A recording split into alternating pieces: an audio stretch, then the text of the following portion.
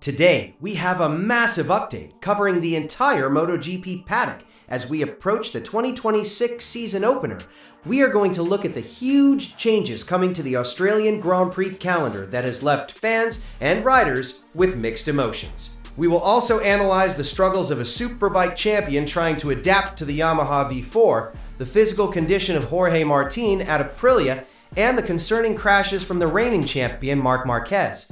Plus, we have important updates on the new officials running the sport. But the big question we need to answer is this: can Toprak Razgatlioglu bridge the 2-second gap to the front? Or has his move to MotoGP come with too many hurdles for the rookie? I'm Ratan, and welcome to my channel, MotoGP News. Hello everyone, and thank you for joining us for this comprehensive report. We have a lot of ground to cover today following the final preseason tests at Buriram in Thailand.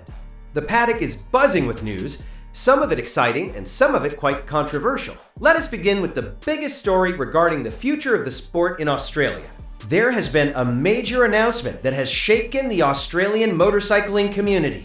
It has been confirmed that the legendary Phillip Island racetrack will no longer host the Australian Grand Prix starting from the year 2027. Instead, the race will move to a brand new street circuit located in the city center of Adelaide. This is a historic shift. Phillip Island is known as one of the most beautiful and fast-flowing tracks in the world. It has created some of the best battles in history. Jack Miller, who is currently the only Australian rider on the MotoGP grid, has spoken openly about this change. His feelings are very complicated. On one side, he admitted that he is absolutely devastated. He has been racing motorcycles for 15 years, and he believes that Phillip Island is probably the best track he has ever ridden on. Losing such an iconic venue is painful for him, and for the purist fans. However, Miller is also trying to see the positive side. He said he is excited that Australia is being bold. He thinks it is impressive that the country is stepping up to create the world's first street circuit for MotoGP in Adelaide. It is a mix of sadness for the past and excitement for a new challenge in the city. Now, let us move our focus to the track action at the Buriram test, specifically looking at the Yamaha garage. It was a very difficult test for the new rookie, Toprak Razgatlioglu.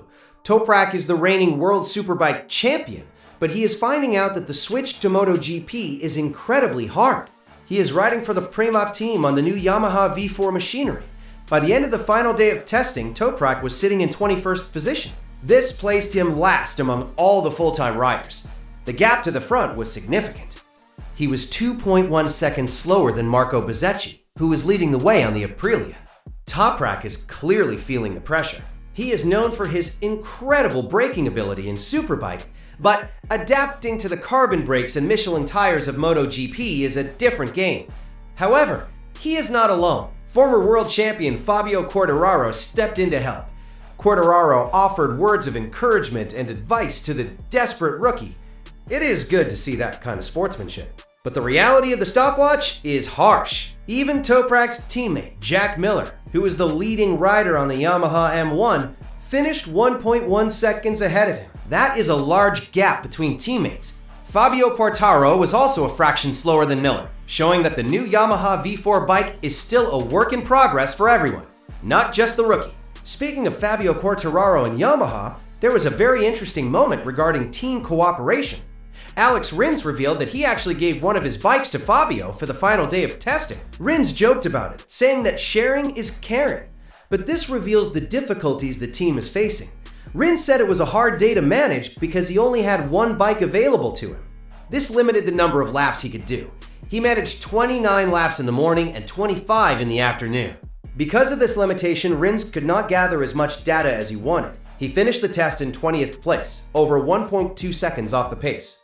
He explained that they were trying different settings, but without a second bike, everything takes longer. He did manage to do a sprint race simulation, but the results were worrying. He admitted that his pace was really far behind their competitors. He was lapping in the high 1:30s range, which is not fast enough to fight for the podium. At the end of the day, he put on a new tire to try for a fast lap time.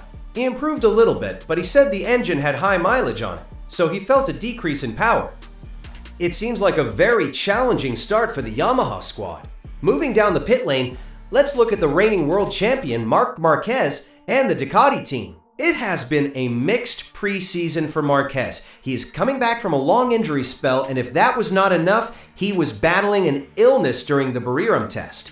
This physical weakness led to some mistakes. Marc Marquez crashed 3 times over the 2 days of testing. He explained that these crashes happened because he lacked concentration due to his poor physical condition. Because of the crashes and the illness, Marquez was unable to complete a proper race simulation. Usually this would be a major cause for panic.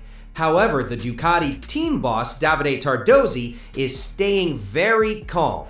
Tardozzi spoke to the media and said he does not believe these crashes will influence Marquez's performance when the actual Thai Grand Prix starts this weekend.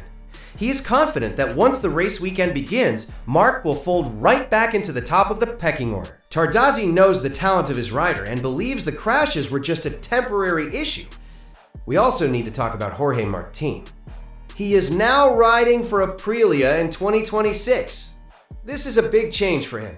Jorge Martin is the 2024 world champion, but he missed the earlier Sepang test because he was recovering from multiple surgeries during the offseason. So his return to riding at Buriram was very important. Despite having only 2 days on the Aprilia RSGP bike, he finished in a respectable 8th place. Martin gave a very positive review of the bike. He said the Aprilia feels very natural for his riding style.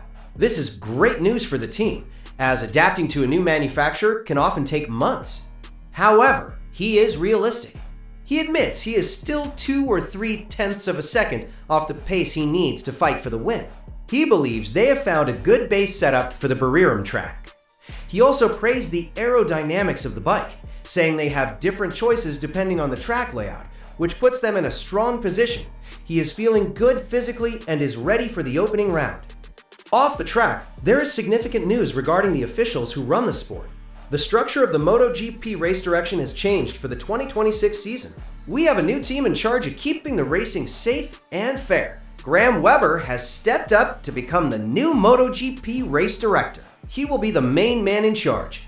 Working right beside him will be Jack Gorst, who takes on the role of deputy race director. The former race director, Mike Webb, who has held that role for many years, is moving to a new position. He will now be the race direction coordinator. Mike Webb will still be on site at the Grand Prix as part of this new look team.